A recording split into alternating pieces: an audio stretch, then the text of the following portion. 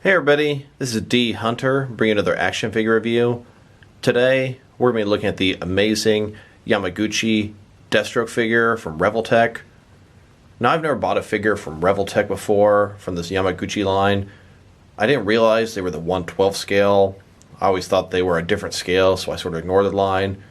One of the subscribers asked me if I had any figures from them, and I did not. Then I went to explore. It looked like Deathstroke, Batman, and Harley Quinn are the Bat-related characters from this company. So I went on to eBay, found this Deathstroke for a pretty reasonable price. Makes me concerned he might be a knockoff, but this is a way to get my foot in the door, test out the waters, and see how these figures are. So let's go and check out the packaging here. You can see at the front, figure complex, Amazing Yamaguchi, powered by Revoltech. And then here we go. Deathstroke. Looks like Deathstroke, sculpted by Yamaguchi himself.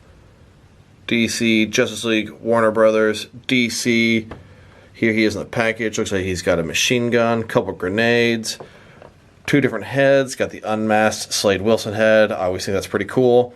He's got a pistol, a knife, hopefully some more than that. So here on the top, Amazing Yamaguchi Deathstroke. One side here simply says Deathstroke and a few details. Looks like number 11 in the series. Other side, you see Deathstroke posed up, kind of anime style. On the bottom, there's a bunch of credits. There is a barcode, but I'm not really sure how it's going to help anybody. You can't just go to brickseat.com, type it in, find this guy at Walmart. It's a Japanese import, I believe. On the back side here, you see Deathstroke, several different poses. Here he is fighting Batman. He's probably the next one I'm going to get if I like this figure. Whole bunch of stuff in what I assume is Japanese. Then we've got a whole bunch more accessories. Looks like it comes with a whole bunch more stuff not visible from the packaging. So with no further ado, let's crack them open. And I did end up getting two of these figures. One to open and enjoy, and one to keep my complete Batman and related 6 and 7 inch unopened action figure collection. Alright, now that we got this figure out of the package, here he is with all of his accessories laid out, and he does come with quite a bit. He's got a machine gun, two swords that come out of their sheaths, he's got two grenades, two different heads, 4 alternate hands totaling 6 interchangeable hands, a knife, a pistol, his staff, and then it looks like 3 different various clips to allow him to attach his accessories to his person. But before we look at these accessories, let's check out the actual figure. I must say, my first thoughts were disappointment. I don't like the proportions of this guy. Some stuff is cool, but a lot of the stuff is kind of negative. I mean, look at the little hips. They look just awful if you ask me. Most articulation is done by these little ball joints with the smallest little point that I feel like could break so easily. Sure, it gives them a pretty good range of motion, it looks like. Really unimpressed. Like, look at the shoulder. It just looks so bad inside there. I mean, look how thin it is at the top. Not feeling that. His neck, just so easily looking odd. So let's look at the good stuff. His face sculpt, pretty decent. I saw that his headband has some articulation in there. It's a pretty cool thing. Overall, his armor looks pretty good. There's a lot of moving parts in this guy. I mean, his ammo clips can sort of move out. He's got a holster for his knife, holster for his pistol. Kind of double joint knees, but a very unique way. Once again, a ball in there. It can look bad so easily when not covered up by his knee pads. A little bit smaller than we've liked, but I was expecting him to be on the bottom end of 6-inch figures. I mean, there's some cool stuff. There's also some bad stuff, and as we get further, I'll try to talk about both these items. And then, here he is, broken down as far as he can go, with all of his removable parts detached. And next, let's go and look at all of his accessories. Let's start off by showing a couple other things he came with. First of all, he came with an instruction packet. I was able to sort of see what the clips can do to attach his accessories. This guy is so complex, you would need instructions. And of course, they're not in English, but I can definitely get the gist of everything it's telling you to do. Another thing I wanted to show you, this was in the background of his package. It's a pretty nice background. This could be a nice display piece for your figures here. Me personally, I don't really think I need this, so I'm just going to pitch it with the packaging. but I just want to show you, it's pretty cool. It also comes with this pretty nice display base. It's transparent. It's got a solid base at the bottom. It can rotate. It's also hinged. Hinged here as well. Can rotate there. Then it's got this little clamp to hold your figure. So let's continue on with the accessories, starting off with his hands. So this guy has a total of 3 different hands. Here's his first pair of hands, his fisted hands.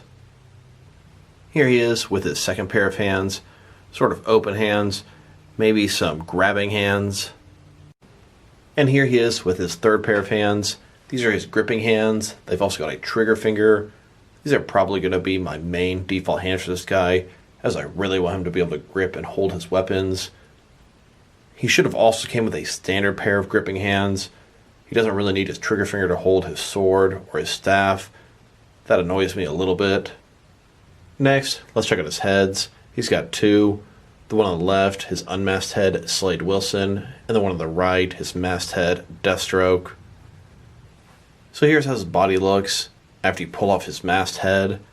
I tried to put his unmasked head on, and it doesn't really fit on the right way. It turns out there's this extra sort of scarf piece you've got to pull off his neck. I had a little trouble getting it off, but once I did, everything seemed okay at that point. So this little scarf piece or whatnot will come off, leaving him this type of neck joint. Here he is, wearing his unmasked head. He's got the eye patch, looks like a scar, maybe a little battle damage above that eye. Not looking too bad. Of course, this figure is very stylized. It doesn't really look like the classic Slade Wilson that you're familiar with. And here he is with his masked head. I do think his mask has some nice personality to it. His eyebrows looking pretty stern.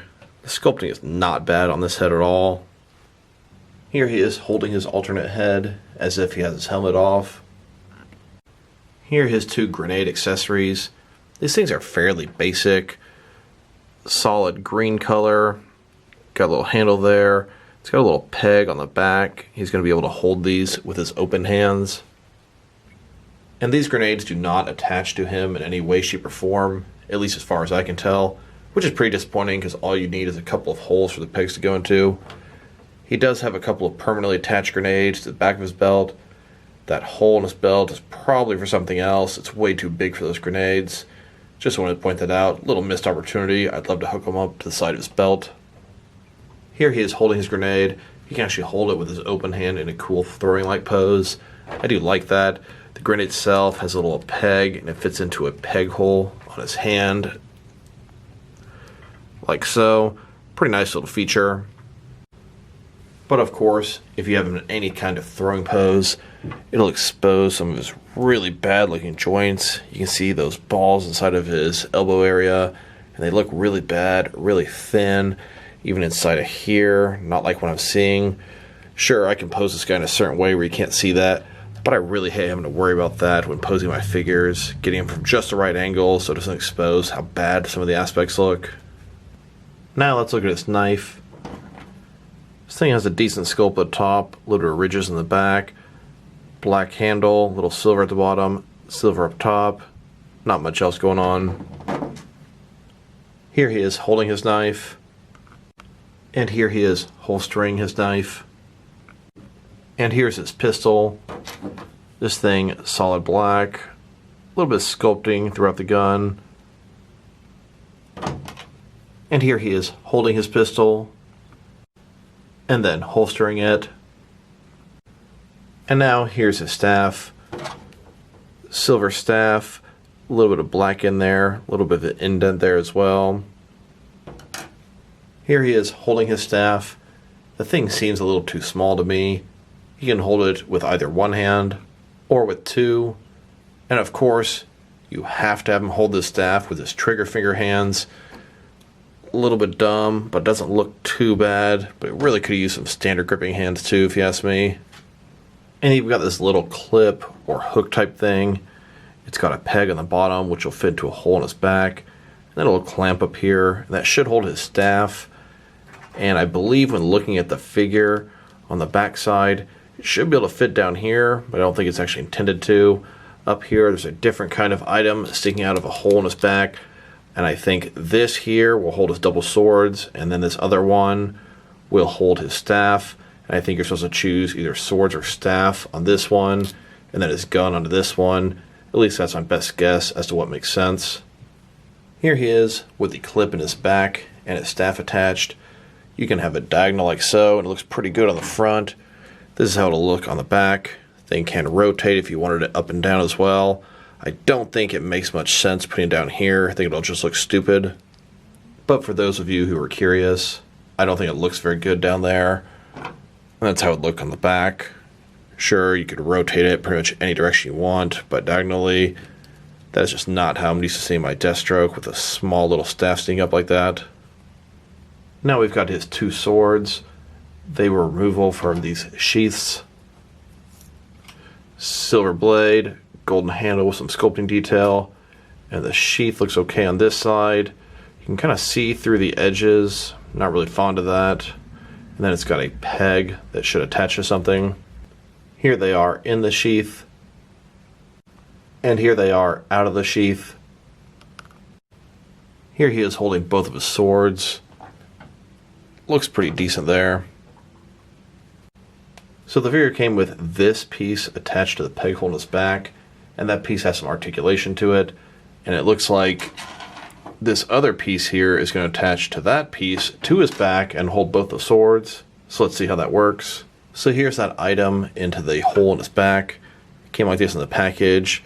This thing has articulation, can rotate upward, and then this top part can even rotate back down. There's even sort of a ball sort of area where this can sort of settle in on his back. Then slide that little triangle piece onto those pegs.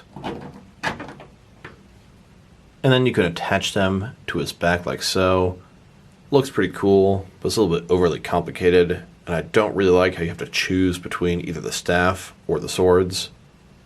Okay, you don't necessarily have to choose between the swords and the staff one at a time. You can do them both, but I think it looks really dumb like this, and I don't believe they had any intention of you putting the staff down there. And here's his machine gun, just one solid black color. Nice little sculpting on it. Got ridges at the top, got the scope here, got some detail on the clip, the magazine. Not a bad gun. Here he is holding his machine gun. He can hold it with two hands or one hand like so. And then he has this other clip type thing.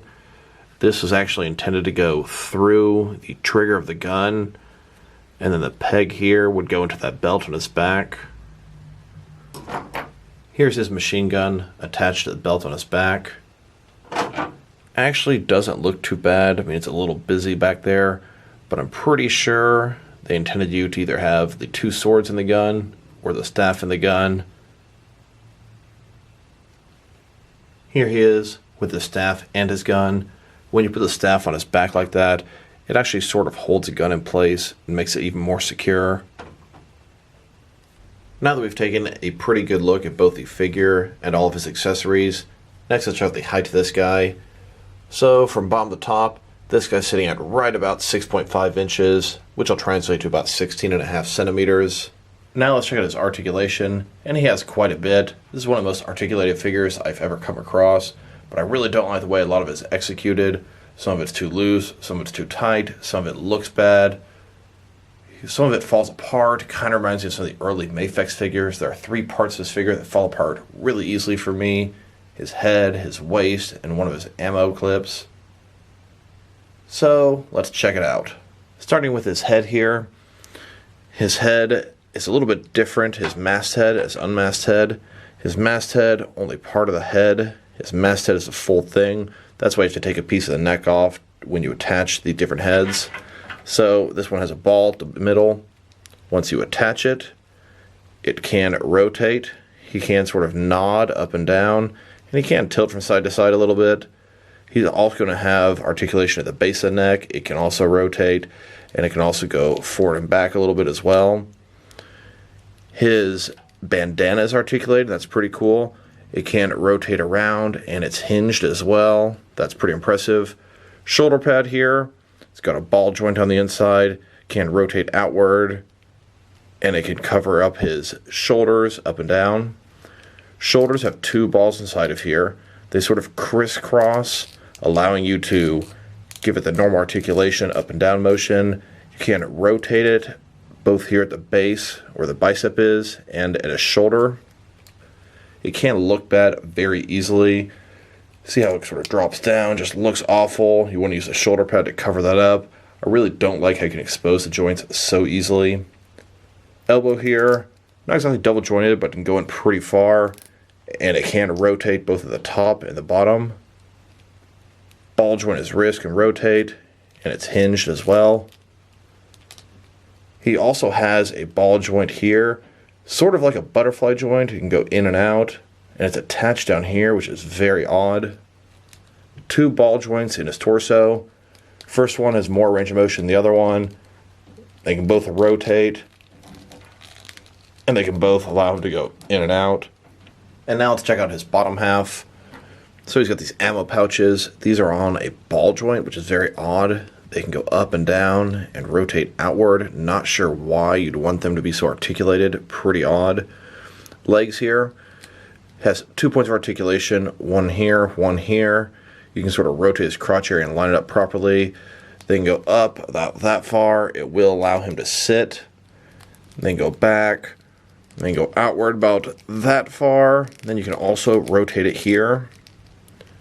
He's got kind of like double jointed knees. It's hard to explain. It's that ball in the middle. And it's crisscross, so it can rotate there.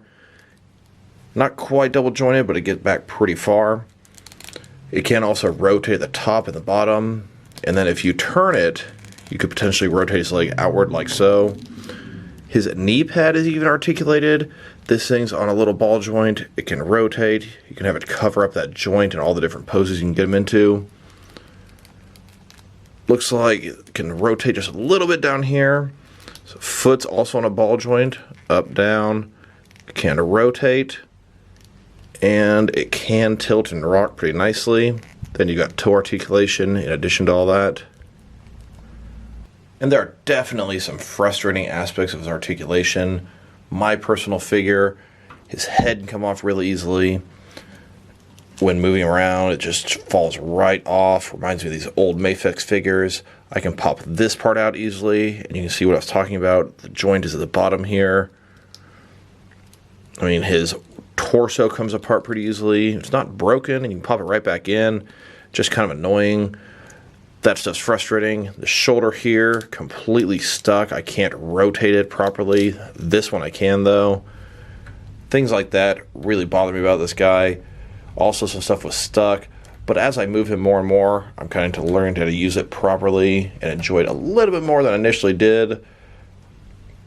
Now let's check him out compared with some other action figures. Starting off with some other Deathstroke figures. Here he is next to several different Mattel Deathstroke figures. From left to right, on the far left, we've got a 5-inch scale Deathstroke from the film The Dark Knight, which is crazy because he was never in that film. Next, we've got a Batman Legacy Arkham Origins Deathstroke. On the right-hand side, they're both DC Universe Classics Deathstrokes. One is masked, and one is unmasked. And then, next to a couple of Mezco Deathstroke figures. Here he is next to all my different DC Direct and DC Collectibles Deathstroke figures. From left to right, first we've got a couple of older DC Direct Deathstroke figures from the comics. One masked, one unmasked. Then we've got the Arrow Deathstroke figure. And that first one there is actually not even Slade Wilson under the mask. It's Billy Wintergreen. Then we've got Slade Wilson Arrow Deathstroke.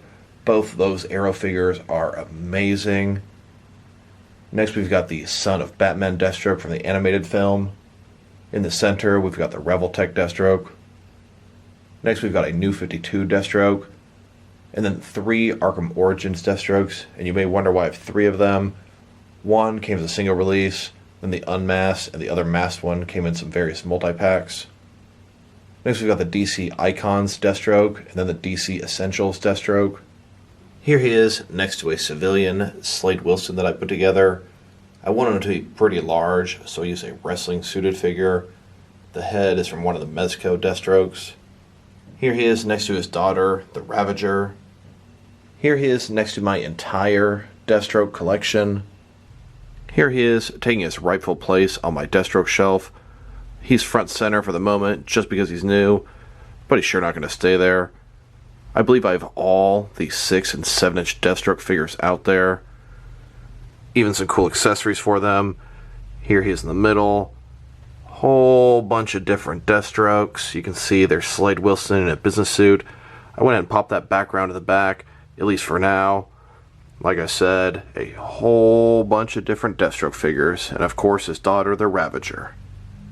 Next, let's check him out compared with some other action figure lines from different various companies to see how he fits in both scale and style-wise, in case you want to know which lines you can mix him with. Here he is with some DST or Diamond Select toys. Then, next to some McFarlane toys. And here, next to some NECA figures. Then, next to some DC Direct and DC Collectibles figures. And now, with some Mattel wrestling figures. And here, next to some Mezco 1/12 cloth soft goods action figures. And then, next to some Mattel DC Universe Classics and Multiverse figures. Then, next to some Mafex figures. And with some Hasbro Marvel Legends. And here he is, next to some SH Figure Arts action figures. And with some Jazzwares figures. So overall, I must say, I'm not a big fan of this figure. He's very stylized, has sort of an anime look to him, and I can definitely see the appeal of that for some people, but it's just not my thing. His articulation was really turned off by it at first. I kind of grew to warm up to it a little bit as I handled him, but I'm still not super fond of it. Just, it looks so bad sometimes. It's really hard to get to do what you want, and he falls apart with ease sometimes. Now, don't get me wrong, I've been collecting for a long time. I got this guy recently from an eBay seller from China for a very reasonable price. So odds are this is a knockoff or bootleg figure, which means he's pretty much the same as a regular release, but he's going to suffer from a little bit of poor quality. That's probably why he comes apart so easy in some places, but maybe not. So if I were to rate this figure, probably give him a 5 out of 10. I was going to give him a 4 out of 10. This is one of the most frustrating reviews I had to do. This guy just kept falling apart in certain areas. If I were to recommend these Revoltech figures, I probably would not. So this is D Hunter. Thank you guys for watching this video. If you liked the video, press like below. If you have anything you want to say about the video, add to the comment section. If you want to see additional action figure reviews from me, press subscribe. I do appreciate when you do that. Once again, this is D Hunter. Thank you guys for watching this video, and I'll talk to you guys real soon.